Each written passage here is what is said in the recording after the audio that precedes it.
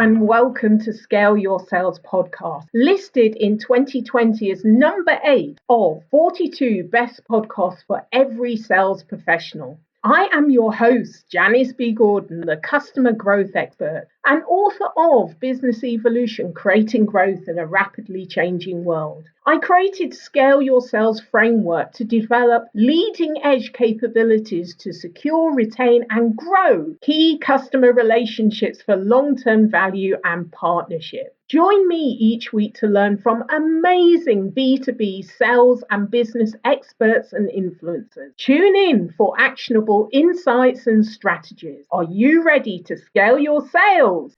My next guest is a woman in sales influencer, founder and CEO of National Association of Women Sales Professionals.org. She is a LinkedIn top sales influencer, creator of Thrive, Strategies for Women in Sales. As the author of Reach the Top 1%, a strategic game plan for warrior women in sales, she is known for motivating others to feel confident, empowered, and brave. Welcome to Scale Your Sales podcast, Cynthia Barnes.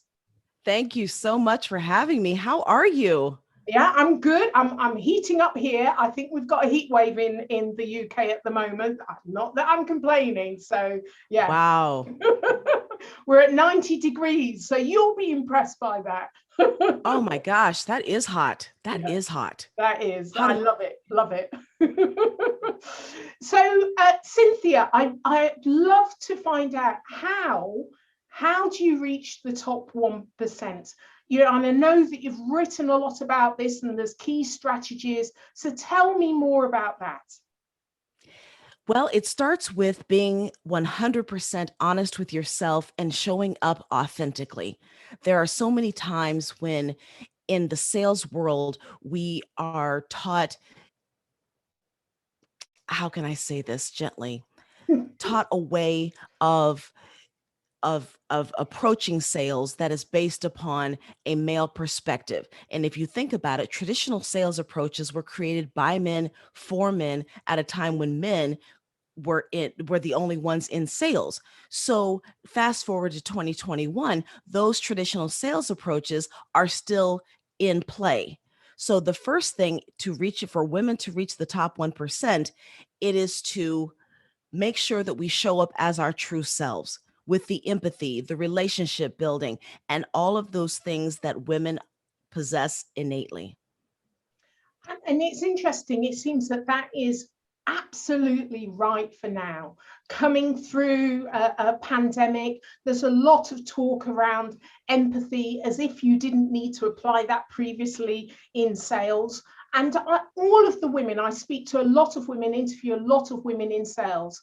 That is one of the kind of cornerstones of Scale Your Sales. We want to hear the voices of everybody in sales and their opinion. And one thing they've said, the key to their success is really listening to their customer and understanding their customer and empathizing with their customer and selling like they like to be sold to. And so they often said, which was consistent, although they had sales managers telling them and sales leaders telling them to do it in a certain way, they actually thought this didn't work for me and they started to do it in their own way. Yes, that is crucial. It takes courage to go against the status quo. I think it's worth it though. I think it's worth it. I think when you go to your sales manager or sales leader and say, hey, I understand that there's this script. It doesn't quite match my style. Would you be open to me implementing my style as long as I got the results? And I don't know any sales manager or sales leader that would say no. Yeah.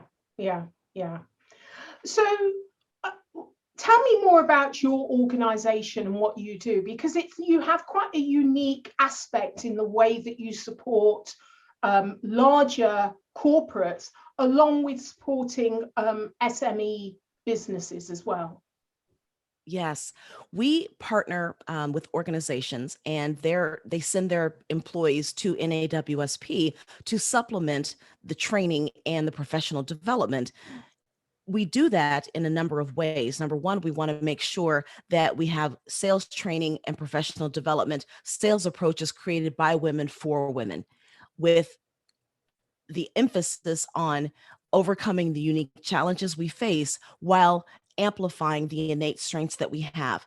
We also have a robust community, several communities, depending upon what your needs are, where you can come in and get answers for questions that you can't get anyplace else.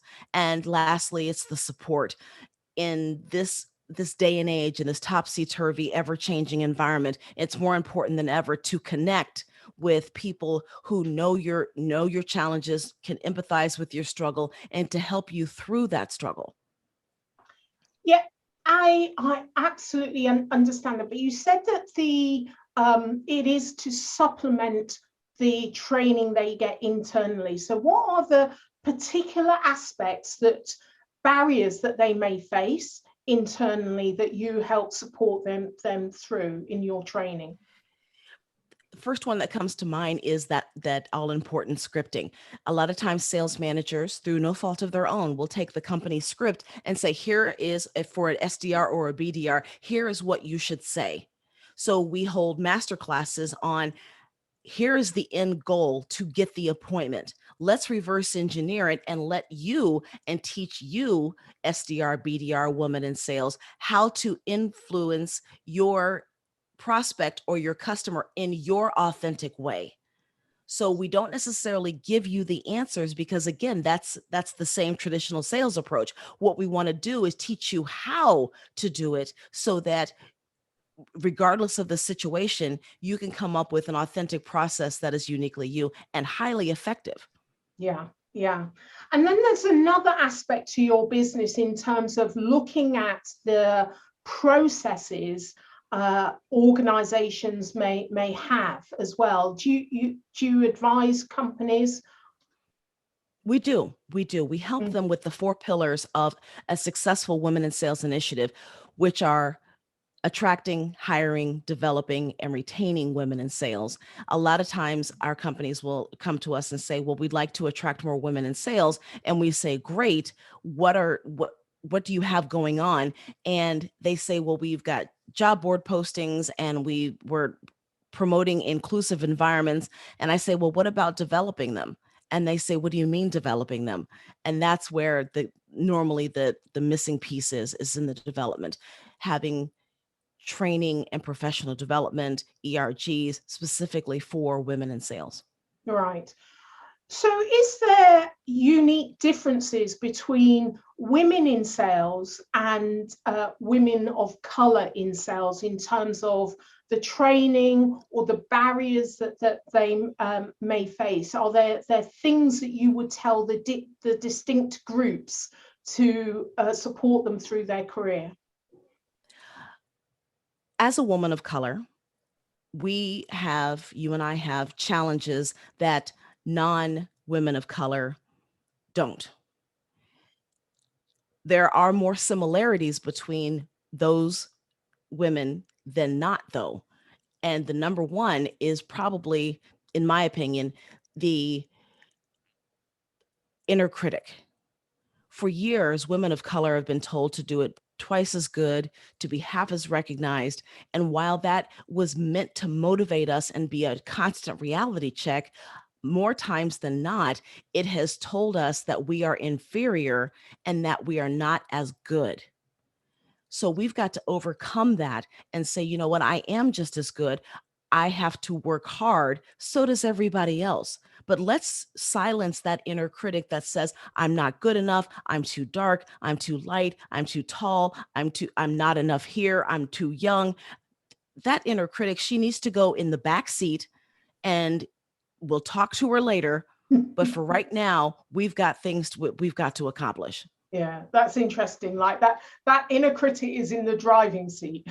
Yeah, Yes. they're a backseat driver. Yeah, and that Yes. reminds me of I remember, a woman trying to be helpful to me, but white privileged woman saying, "Janice, why do you work so hard?" Mm. It's like, you haven't got my life, really. There's so many more barriers Right. that you haven't even conceived, really. But you're absolutely, I do remember my parents saying you have to work twice as hard, you have to be 10 times better. But the thing is, even if you do, there is still no guarantee. I mean, that doesn't give you a smooth path through. So No, it doesn't. it is a bit of a challenge, really, isn't it? When you see that you have to prove yourself so much more, even now, Yes. things haven't changed. So No, how they do you haven't. reconcile the fact that, you know, in this world of inequality, and you've got not only a woman, but you know, you may be a woman of color, so you've got so many more hurdles that you need to climb. You know that you have to prove yourself over and above everyone else, so you have to work over and above harder. But nevertheless, you don't really want that to crush you, you know, to overcome you, to, you know, as you say, the inner critic. How do Mhm. you balance those two things? Because we are in the world we're in. Yes, yes. It is a delicate tightrope balancing act. I think in my personal life and personally for me, it comes down to balance. I know that I do a good job. I know that I am always striving to be so good that they can't deny you.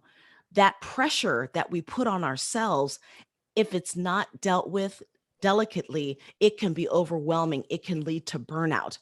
So I encourage everyone, yes, you can strive to reach the top 1%, and make sure you have a tribe or community support system to help you get there. Also, you've got to have balance. Mary Kay always said, God first, family second, career third.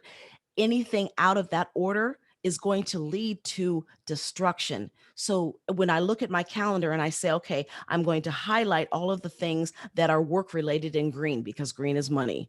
And then I highlight fun time and family time in yellow because that's sunshine and that makes me smile.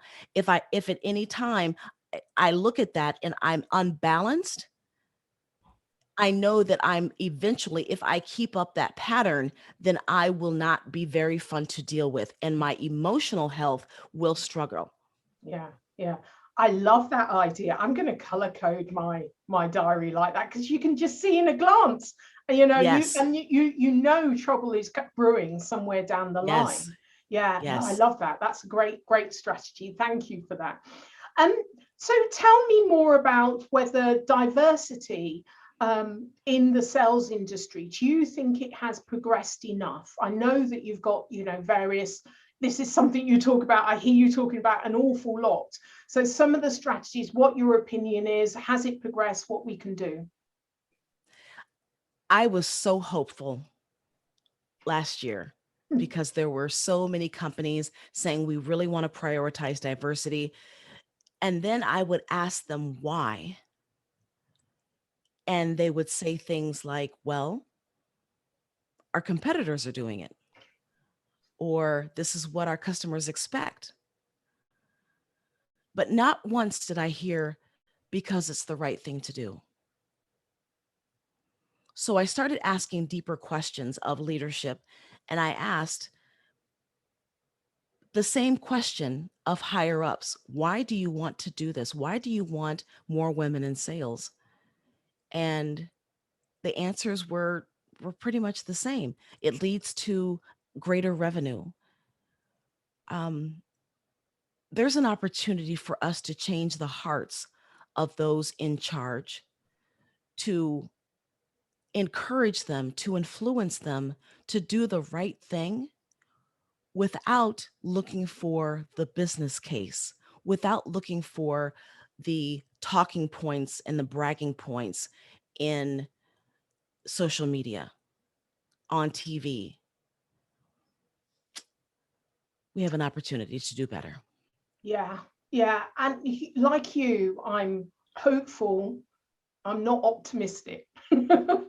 Yes. Because I think, you know, it's like, okay, I've seen this before, really. All of the websites suddenly start to change with images, but actually Yes. what changes behind all of that?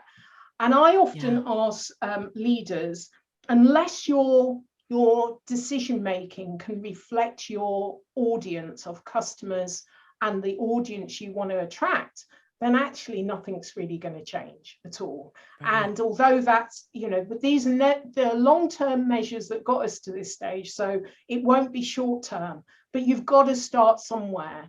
And I believe that quotas is one way, not the only way, but it's a way I believe in if you want to move things, is quite an important tool that you may implement for a period of time.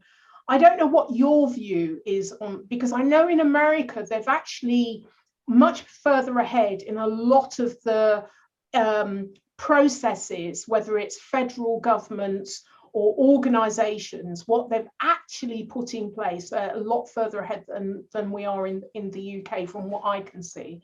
So, what are the actual things, the strategies, the things that you think organizations need to be doing in order to be starting to make that difference? Well, you've heard the expression, the fish rots from the head. And we can have all types of quotas and we can have all types of strategies implemented. But if you don't change the hearts and minds of those in leadership and get them to think about diversity not as a must do, but as the right thing to do, and I want to do it, then nothing is going to change, because you can implement a quota system.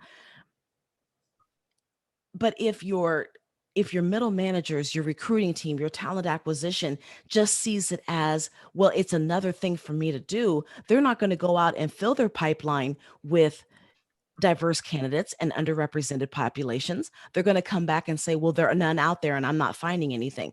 But if you instill the passion and get to them to understand that that diversity of thought is important, not just diversity of demographics, and get them to understand that we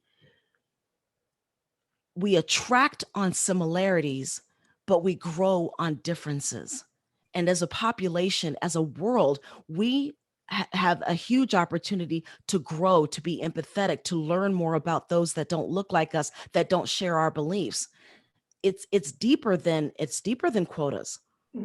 Yeah. Quotas are putting putting a Band-Aid on a stab wound. Let's get to the root of the issue. So there's got to be some training, there's got to be programs, and it can't just be a once a month book club. That's a start. But let's dive deep into the problem, because you can't undo years and centuries of oppression, systemic racism, because it's inbred in culture. Yeah. I love that. We attract on similarities and we grow on differences. That's a quotable moment. Love that. That's courtesy of my wise father. My father is the wisest man I know. And occasionally in my keynotes and when I'm talking, his words of wisdom just come out of me. Tell me more about your father. Oh my gosh. He is inspirational. He's tough still to this day on me. He's empathetic, sympathetic, compassionate. And he both, and my mother and he are responsible for who I am today. Mm. I give them and God all the credit. They weren't perfect. They're not perfect. We are all flawed. And even with those flaws, they still made the sacrifices necessary to make sure that I lead and led a productive, balanced, emotionally stable life. Yeah. At the time when they were coming up, and that, the decisions they made about how to bring you up and to instill, the core values in you, what do you think it was about them that enabled them to do that, to really focus on these are the core values we want Cynthia to have, in light of the environment, civil rights movement, and all of the injustices that was happening around them? Life was hard back in the 60s for Black Americans. And my father grew up in the Jim Crow era, separate drinking fountains. He was the first Black boom operator in the United States Air Force, experienced tough racism. And I remember one day we were walking to the country club in his home in Georgia a couple of years ago. And he stopped the family and he said, the last time I was here, the only way that I could have stepped foot on these grounds is if I was carrying wood for the heaters, for the boilers. And he said, now I'm a member. And we all paused, got teary eyed, and thought, this is a huge moment for him. Yeah. He sat me down when I was 6 years old, being in the Air Force and being from how he grew up. And this is the lens through which he lived. He said, Cynthia, I've got two things to tell you. Number one is you're a Black girl, so you're going to have to work very, very, very hard to be a success in this world. There are some people that are not going to see your value and not going to see the value that you bring. It is your job, it is your duty to make sure that you are so good that they can't deny you. And then he said, on a lighter note, he said, there are three types of people in the world. There are those who make things happen, those who wait for things to happen, and those who wonder what the hell happened. He said, if you are going to be a success in life, you have got to make things happen. So I took that advice, and it's been an underlying current in everything that I've done. When I was in high school, my mother used to be a supervisor for a major automotive manufacturer. And as a supervisor, she was in charge of some parts and tools that were behind a locked cage. And one day she needed to go in that cage. So she unlocked it and went inside. And her staff, the men, white men, locked that cage behind her. And then they put a sign on the door of the cage when her locked inside that said, don't feed the monkeys. And she came home and she told me that story. And she wasn't teary eyed, but I was, because I thought, that is so mean. Mm. And as a teenager, it was mean. And that's all I could think about. Yeah. Now, as an adult, I think about what my parents had to go through to put food on my table, to put clothes on my back, to pay for the books and the college tuition. I don't have an option to be anything less than my best. I don't have the luxury of saying, you know what, mediocre is good enough. Too many people have sacrificed so that I can be successful, influential, and so that I can leave a legacy. Success is my duty, and I take that seriously. Wow, gosh, thank you so much for sharing that. I know that's going to, touch a lot of people's hearts, and it's an indication of what drives you, and that all of your success and the things that you've done to actually support other people through your organization, and why it's so important. So I'll be putting all of your links in the show notes, so I really appreciate you sharing that with us. So tell me, what is your tried and tested strategy to enable listeners to scale their sales? Tried and true strategy. Number one, most important is you've got to know your prospects and your customers like you do your best friend. You've got to do that. People don't care how much you know until they know how much you care. You've heard that tons of times. And in a world where the competition is stiff and people can look up and Google answers to all types of questions, your prospects are looking for someone to answer the questions that they can't Google. You can't get to that point with them until they trust you. You can't get them to trust you until you get to know them. It's not about you, it's about them and their needs. So find out, do you like dogs or cats? If you were stranded on an island, what three things would you take with you? Make the conversation enjoyable. Learn something new about them every time you're on the phone with them. Don't rely on email. Don't rely on texting. Have a conversation. Don't be lazy. Pick up the phone. Love that. Love that.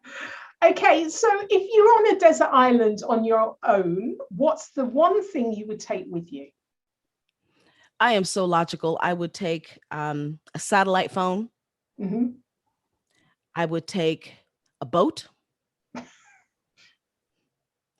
and I would take my puppy. Cynthia, I said, what's the one thing? Look, like really, that's three. Yeah. What are you going on with, hey?